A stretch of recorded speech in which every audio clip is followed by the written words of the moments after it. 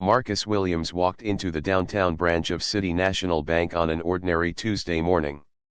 It was a place he had visited many times before. He had an appointment with the bank manager to discuss his company's growing business relationship with the bank. As the CEO of a tech company worth billions, Marcus was no stranger to meetings like this.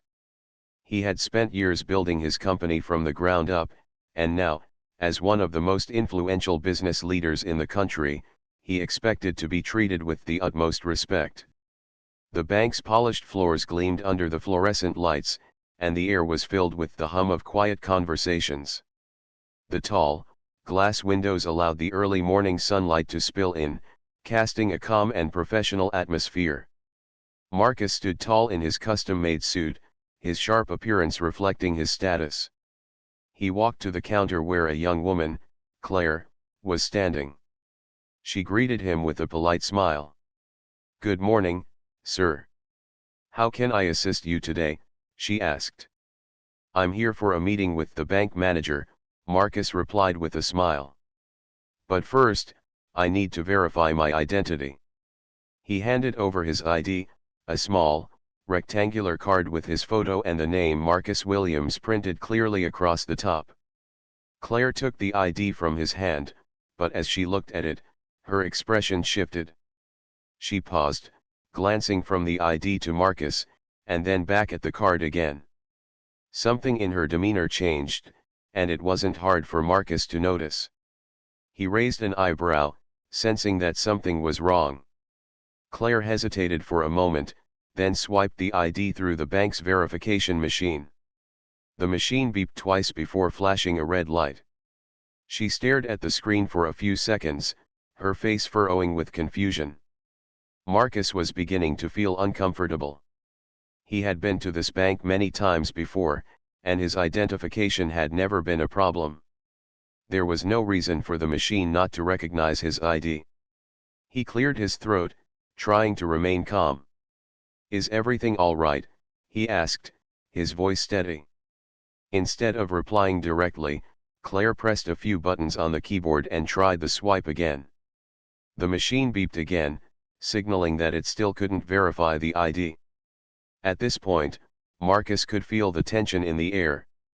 Claire's hands were trembling slightly as she tried again, but each attempt yielded the same result. Marcus tried to brush off the uneasy feeling growing inside him. He had faced much tougher situations in his career, but something about the way Claire was acting made him feel uneasy. She was acting like there was something wrong with him, as though he were trying to do something dishonest. Finally, Claire gave up with a frustrated sigh.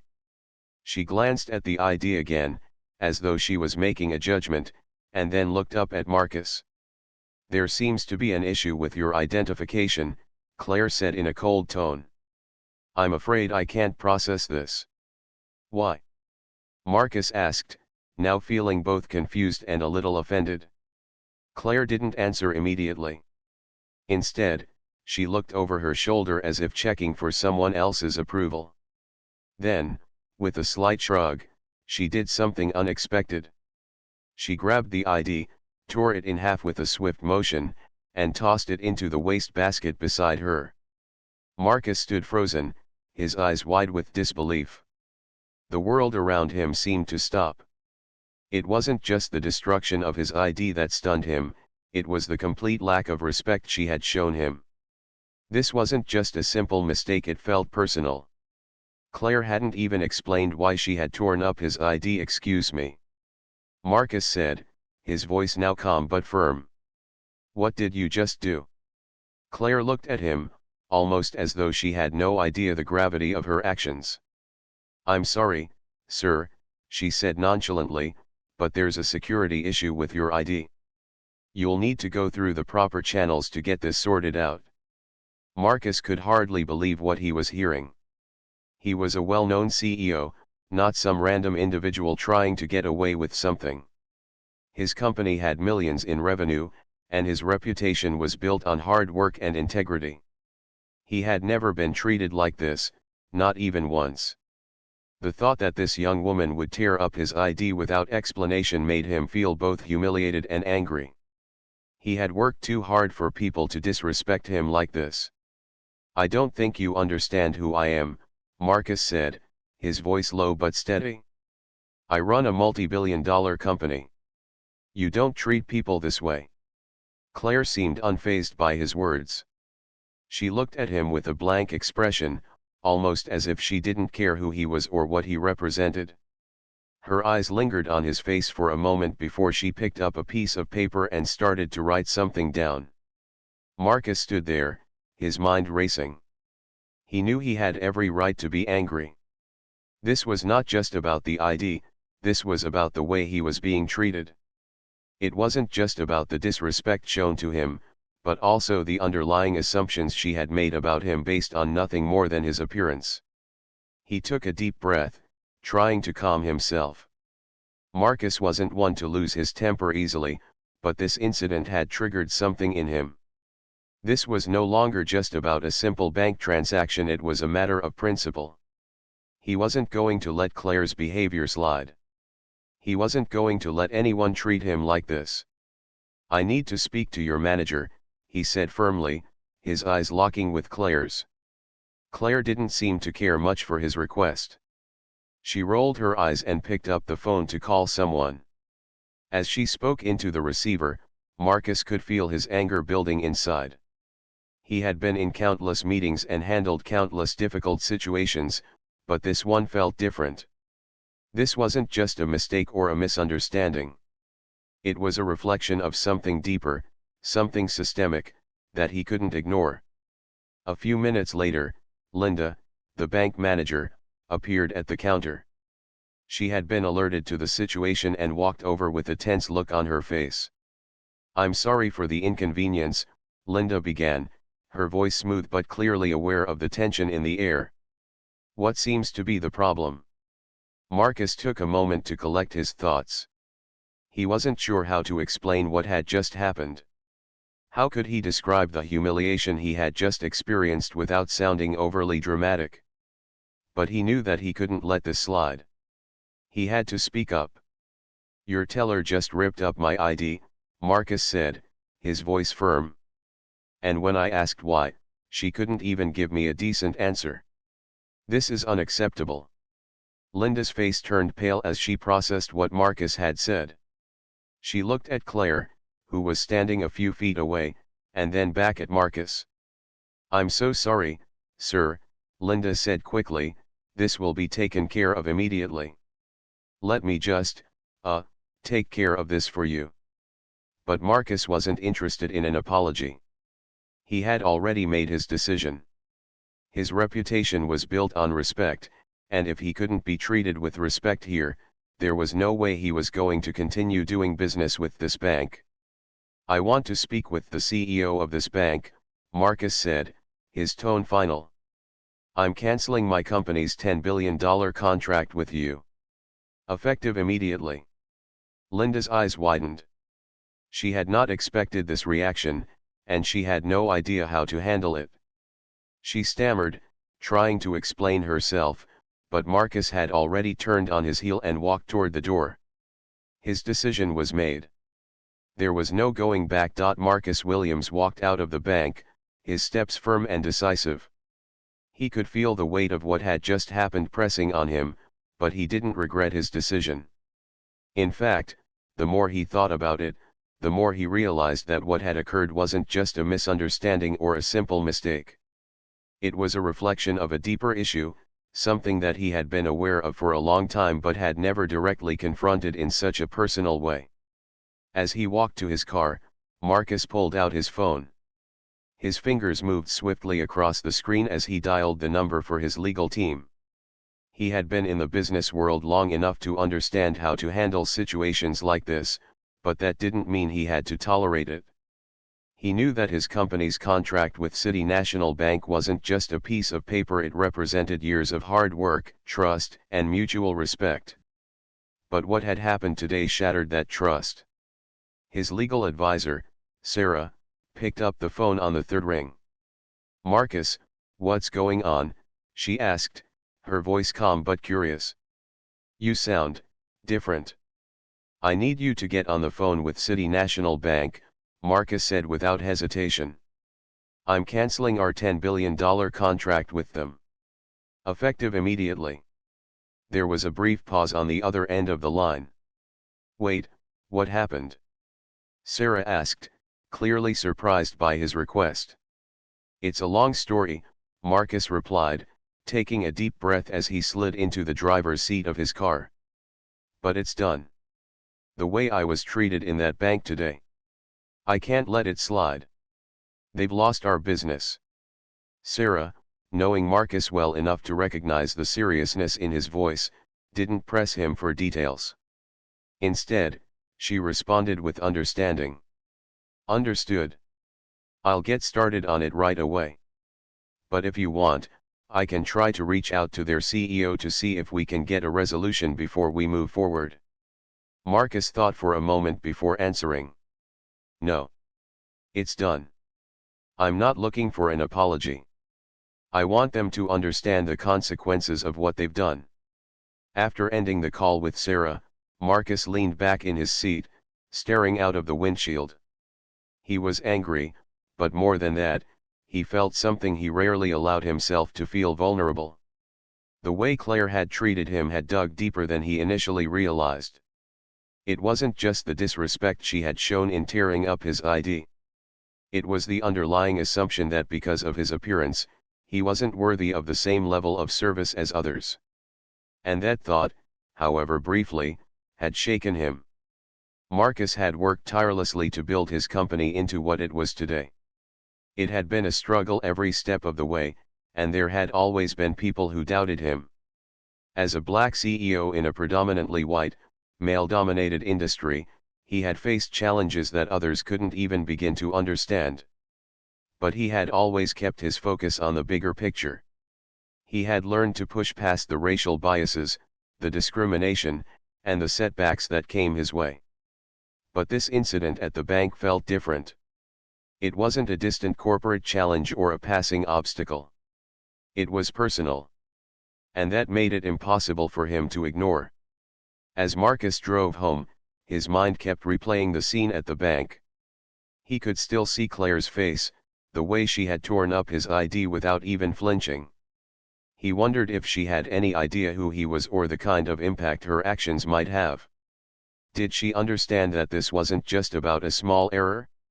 Did she know that she had just cost the bank one of the biggest contracts it would ever have? It wasn't just about the money. It was about respect, dignity, and fairness. These were values that Marcus had built his company on, and he wasn't going to let anyone take that away from him. The next day, news of the incident spread quickly. The media picked up on the story, and soon, people were talking about it everywhere. The headline in the financial news read, "CEO cancels $10 billion contract with City National Bank after disrespectful treatment." Marcus wasn't surprised by the attention. He knew that a story like this would grab people's interest, especially considering the high profile of both the bank and his company. What did surprise him, however, was the overwhelming support he received from people across the business world. On social media, people began sharing their own stories of discrimination and bias. Many of them were from people of color, recounting moments where they had been treated unfairly in similar situations. The support was pouring in from all sides, from other CEOs to small business owners, and even regular customers who had seen the incident unfold. Marcus felt a sense of validation, but also a deep sense of responsibility. This wasn't just about him anymore. It was about something much bigger. The support he was receiving wasn't just for his actions, it was for every person who had ever been made to feel inferior or less than because of their race or background. A few hours later, Marcus received a call from the CEO of City National Bank, Charles Richardson. The voice on the other end was apologetic, but there was an unmistakable tension in the air. "Mr. Williams, I've seen the reports, and I want to personally apologize for what happened at our branch yesterday. I understand why you canceled the contract, and I want to make this right," Charles said, his voice laced with both regret and urgency. Marcus listened to the CEO, but he wasn't interested in apologies. He had made his decision, and he wasn't going to back down. "Mr. Richardson, I appreciate your apology, but it's not about a simple mistake or miscommunication. It's about respect. The way I was treated at your bank was unacceptable. And frankly, I'm not interested in continuing our business relationship," Marcus replied, his tone unwavering. Charles tried to persuade him to reconsider. He spoke about the value of their partnership and the ways they had worked together in the past. But Marcus knew that this wasn't just about business. It was about standing up for himself and for everyone who had been treated the way he had. "I'm sorry, Charles," Marcus said, his voice calm but firm. "The decision is final." When the call ended, Marcus sat back in his chair. He had made the right choice, and he felt a sense of peace settling over him. It wasn't easy, but sometimes doing the right thing meant making difficult decisions. And in this case, his decision would have consequences far beyond the immediate aftermath. Later that day, as the news continued to spread, people from all over the world began reaching out to Marcus. Many were inspired by his actions, and some even offered to work with his company. It was clear that the impact of his decision was far-reaching. He had sent a message to the world: respect, fairness, and equality were not optional, they were essential. By the end of the week, City National Bank had issued a public apology, and the CEO had promised to review their internal procedures to ensure that something like this would never happen again. But for Marcus, the damage was already done. He had made his stand, and in the process, he had earned something far more valuable than money: his own self-respect. As he moved forward, Marcus knew that his decision would be remembered for years to come.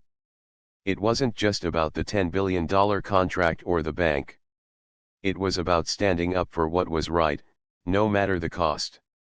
And that, in the end, was the most powerful thing he could do. The days following Marcus Williams' decision to cancel the $10 billion contract with City National Bank were a whirlwind. What began as a single moment of disrespect had evolved into a major story that dominated both business and social media headlines. The CEO of Marcus's company, once known for his quiet professionalism and strategic thinking, had become a symbol of standing up for dignity and respect. As the news spread, many people began to share their own experiences. In boardrooms, on social media, and even in casual conversations at coffee shops, people were talking about Marcus's bold move.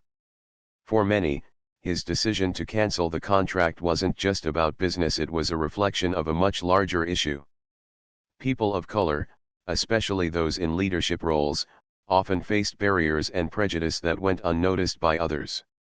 Marcus's story was just one of many, but it was a story that captured attention because of the way he handled it: calmly, decisively, and with integrity. Marcus, however, wasn't focused on the praise or the spotlight. He didn't enjoy being the center of attention. Instead, he was focused on the bigger picture. He had made a choice based on principle, not for the purpose of seeking validation. But it was clear that his decision had sent a message, one that resonated with people from all walks of life. The aftermath was a mixed bag. City National Bank had issued a public apology, but the damage was done. The apology was sincere, but Marcus could tell it was driven more by the bank's desire to save face rather than a genuine understanding of the issue. The CEO, Charles Richardson, had reached out multiple times, trying to salvage the relationship, but Marcus wasn't interested in repairing what had been broken. "I understand your position, Charles," Marcus said during one of their many calls, "but this is bigger than one incident. It's about how people are treated every day. And you just gave me a glimpse into the way your bank operates behind the scenes." Richardson tried to explain that the bank was taking immediate action, launching sensitivity training programs and reviewing the way their employees interacted with clients. But Marcus wasn't swayed. Actions spoke louder than words, and he wasn't going to let this moment pass without making it clear that it was a line he couldn't cross. Meanwhile, the media coverage surrounding the cancellation of the contract continued to grow. Various news outlets and online platforms began to discuss the implications of what had happened. For many, Marcus's decision was seen as a wake-up call for corporate America, especially in industries where discrimination and bias still lingered beneath the surface.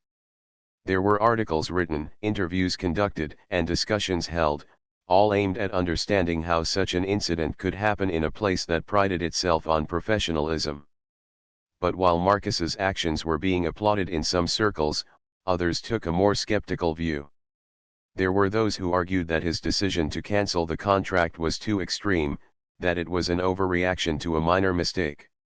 Some critics suggested that Marcus should have simply accepted the apology, moved on, and allowed the bank to correct its internal issues. They believed that businesses made mistakes all the time, and that one incident shouldn't define the entire relationship. Marcus, however, didn't see it that way. To him, it wasn't just a mistake, it was a blatant disregard for his worth as both a person and a business leader. It wasn't about the bank's operations or how much money was at stake. It was about the personal disrespect he had faced. It was about standing up for his own dignity and, by extension, the dignity of others who had faced similar treatment. As the media frenzy continued, Marcus found himself more in demand than ever. Business leaders reached out to him, offering support, while journalists and influencers clamored to interview him. He agreed to a few interviews, using each opportunity to discuss the broader issue of racial bias in business, but he also made it clear that he wasn't looking for fame or attention. His focus remained on the importance of fairness, equality, and respect in every aspect of business, and he emphasized the need for companies to hold themselves accountable when they failed to meet those standards. Through it all, Marcus maintained his calm demeanor. He refused to let the attention distract him from what was important. Instead of letting the incident define him, he used it as a stepping stone to push for change. He knew that a single act of standing up for himself could ripple through the business world, and perhaps even the wider society. But he also knew that one moment wasn't enough. The conversation had to continue. Meanwhile, back at City National Bank, the fallout was becoming more apparent.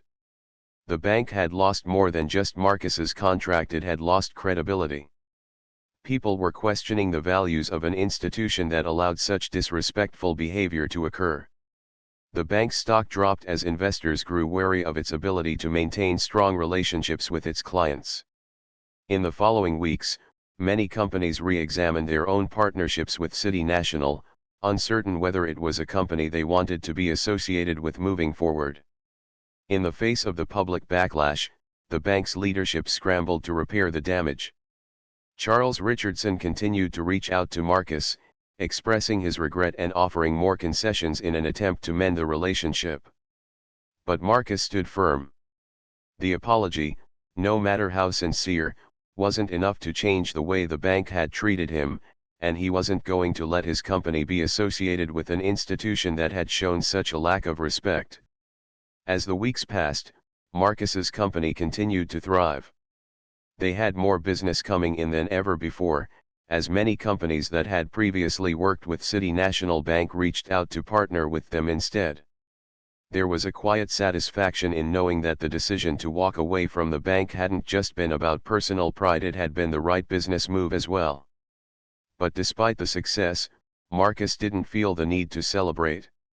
He knew that what had happened at the bank was just one small part of a much larger struggle. The fight for equality in business and society was ongoing, and the battle was far from over. His role in that fight was clear, but Marcus was smart enough to understand that his story wasn't just about him, it was about all those who had faced similar discrimination and prejudice without having the power or platform to do something about it. And so, while he continued to grow his business and make deals, Marcus never lost sight of what truly mattered. He used his success as a platform for change, constantly speaking out on behalf of those who had been overlooked, disregarded, or treated unfairly. The impact of his decision to cancel the contract with City National Bank would be felt for years to come, not just within the business world, but across industries where inequality and bias still ran deep. Marcus knew that every step he took toward fairness, respect, and equality would make a difference, no matter how small it seemed at the time. It wasn't about revenge. It was about showing the world that respect and integrity were not negotiable and that sometimes, standing up for what was right meant making difficult choices that would shape the future. In the weeks that followed, Marcus's decision continued to echo through the business world. The immediate consequences of canceling the $10 billion contract with City National Bank were significant. The bank's reputation had taken a severe hit, and its stock price saw a noticeable decline. Investors were wary, and many corporate clients began to reconsider their relationships with the bank. It wasn't just about the money, it was about trust. City National Bank had failed to uphold the basic principles of respect and professionalism, and the business world had taken notice. While the bank scrambled to regain its footing, Marcus's company continued to thrive. He didn't relish the downfall of City National Bank. Marcus was not the type of person who took pleasure in others' misfortune. But he understood the importance of standing up for what was right, and his decision had sent a clear message that couldn't be ignored. In the process, his own business grew stronger, and the ripple effect of his actions reached far beyond his own company. In the weeks following the cancellation, Marcus received an outpouring of support. People from all corners of the business world, CEOs, entrepreneurs, even employees at various companies reached out to express their admiration. They saw Marcus as someone who had the courage to make a difficult decision, one that was based on integrity, and they wanted to stand with him. But even with the support, Marcus didn't let the attention distract him. He had a deep sense of purpose, and he knew that the battle for equality in business was far from over. His decision to cancel the contract was just one step, one moment in a much larger fight for respect and fairness.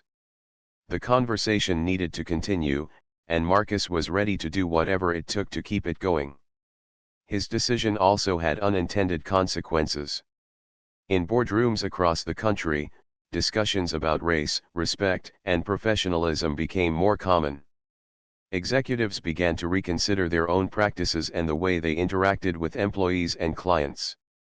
It was as though Marcus's action had sparked a wave of reflection, prompting people to think more carefully about how they treated others, especially those in positions of power. One of the key conversations that emerged in the wake of Marcus's decision was about the subtle ways in which racial bias could seep into everyday business interactions. It wasn't always blatant or obvious, sometimes, it was the small, seemingly inconsequential actions that had the biggest impact. Claire, the teller at City National Bank who had treated Marcus with disrespect, likely hadn't realized the gravity of her actions. But for Marcus, it wasn't just about the individual incident, it was about the larger pattern of behavior that still existed in many industries. Marcus became more vocal about the issue of racial bias in the workplace, giving interviews and speaking at conferences. He didn't shy away from the fact that, as a black CEO, he had faced his fair share of discrimination. But he also made it clear that his goal wasn't to dwell on the past, it was to inspire change. He wanted to help create an environment where everyone, regardless of their background, could thrive in the professional world. And he knew that it started with people in positions of power, people like him making the right decisions, even when those decisions were difficult. As the media continued to cover the fallout from the bank's mistake, a wider conversation started to unfold. Some commentators argued that Marcus's decision was a turning point for corporate America. They saw it as an example of how business leaders could use their influence for good, to promote fairness and integrity, even when it came at a cost. Others were more critical, questioning whether Marcus had gone too far. But even those who disagreed with his decision couldn't ignore the impact it had made. At City National Bank, the situation continued to deteriorate. The public apology they issued did little to mend the damage that had been done. Claire, the teller who had torn up Marcus's ID, was placed on leave, and an internal investigation was launched. But for Marcus, the issue was never just about Claire or one individual's mistake. It was about the systemic problems that allowed such behavior to go unnoticed for so long. The bank's leadership was forced to take a hard look at its own practices and the way it handled diversity and inclusion. As time passed, Marcus didn't take much pleasure in watching the bank flounder. He had made his decision based on principle, not out of a desire for revenge. What mattered to him was the long-term change that could come from this incident. He knew that change wouldn't happen overnight, but he was hopeful that his decision would inspire others to stand up when they saw injustice, no matter how small or large the situation was.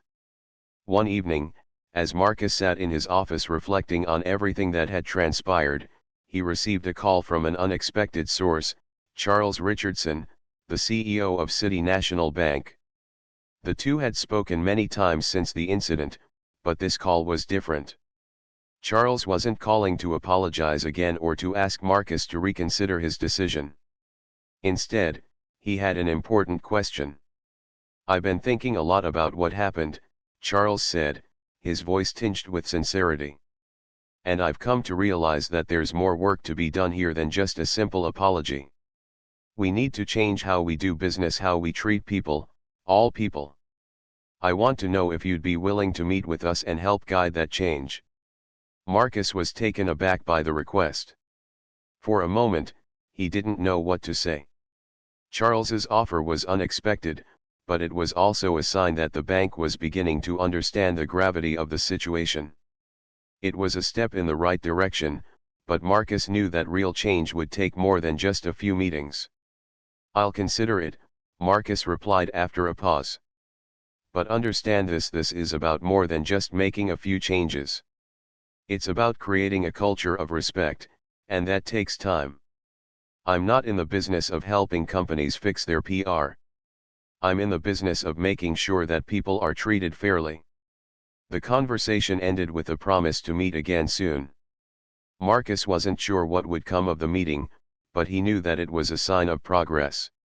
For the first time in a long while, he felt a sense of hope. His actions had sparked something bigger than he had imagined, and maybe, just maybe, the conversation was beginning to shift. In the weeks that followed, Marcus continued to focus on growing his company, but he also made time to advocate for greater diversity and inclusion in the business world. His story had become a symbol of change, but Marcus knew that real change would require more than just a story. It would require action. He began to partner with other leaders in the business community who shared his vision for a more inclusive future. Together, they worked to create initiatives that would help break down barriers and provide opportunities for underrepresented groups.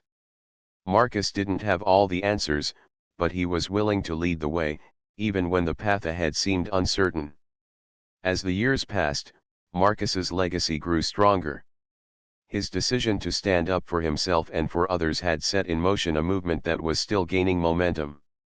He had shown the world that sometimes, doing the right thing meant making hard decisions, and that those decisions could change the world for the better. Months had passed since Marcus Williams made the bold decision to cancel the $10 billion contract with City National Bank, and the impact of his actions continued to ripple through the business world.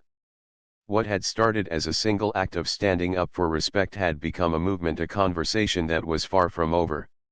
For Marcus, it wasn't just about his own journey, but about paving the way for a future where people in positions of power were held accountable for their actions, no matter how small or large.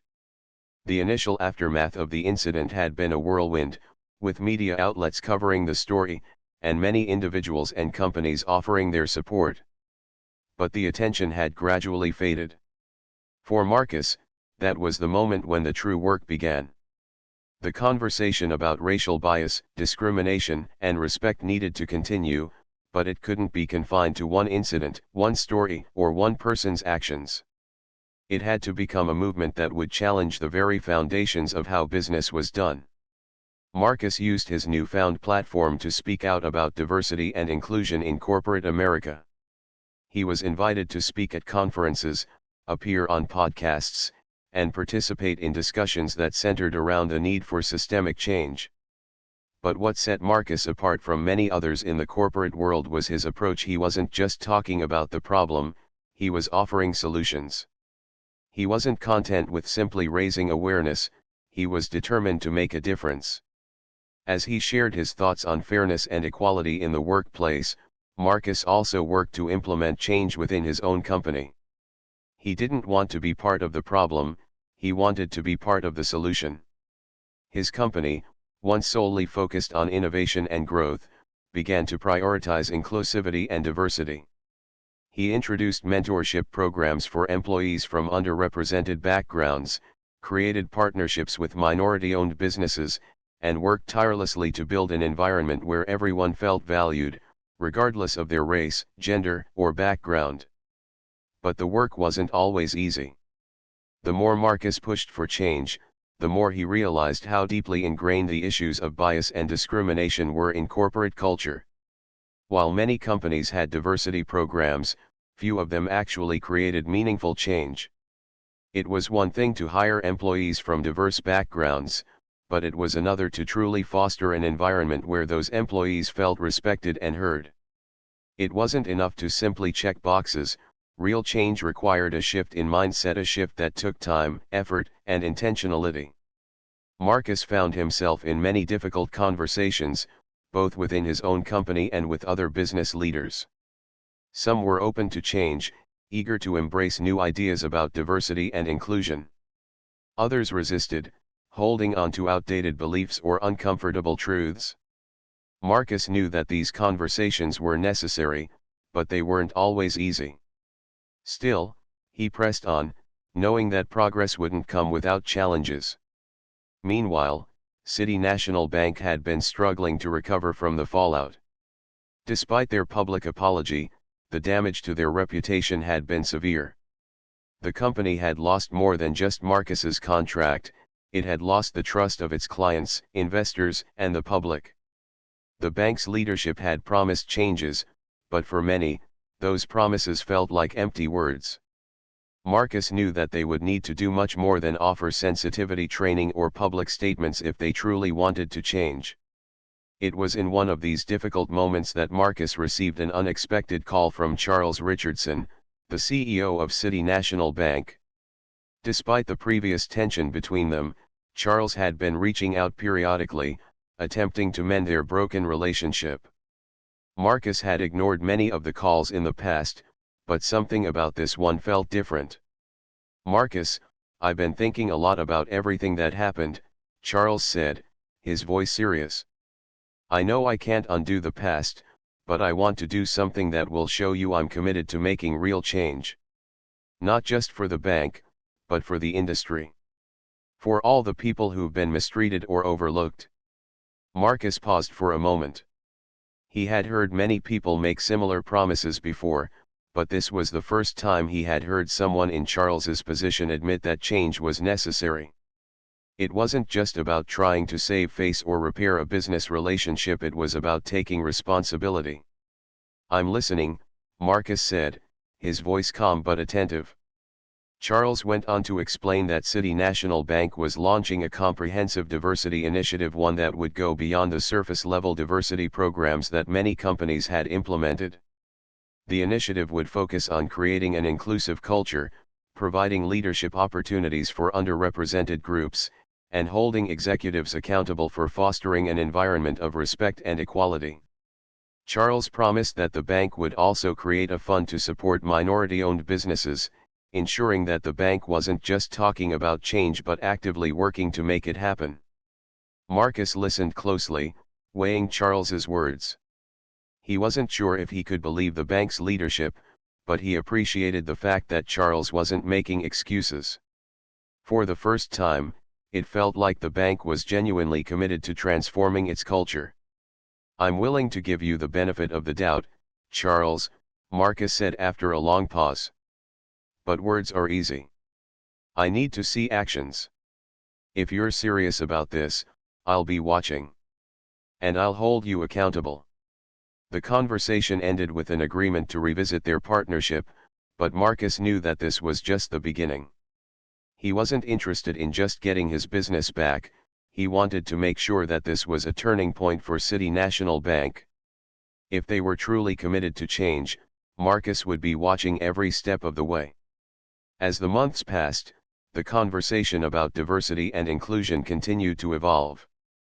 More and more business leaders began to realize that this wasn't just a trend or a passing issue, it was a fundamental aspect of creating a sustainable and ethical business. Many companies began to examine their own practices, looking for ways to do better. It wasn't always easy, but there was a growing recognition that real change had to start with the people in charge. And Marcus, with his steadfast commitment to fairness and respect, had become one of the key voices in that conversation. Despite the ongoing challenges, Marcus found a renewed sense of purpose. The journey had been difficult, but it had also been incredibly rewarding. He had proven that standing up for what was right, even when it came at a personal cost, could have a profound impact. His actions had sparked a larger movement, one that was slowly but surely transforming the way business was done. Looking back, Marcus knew that his decision to cancel the contract with City National Bank had been a pivotal moment not just for him, but for the entire business world. It had been a moment that showed the power of standing up for yourself and others, the importance of integrity, and the need for continuous work toward equality. And while there was still much work to be done, Marcus was proud of the role he had played in bringing about change.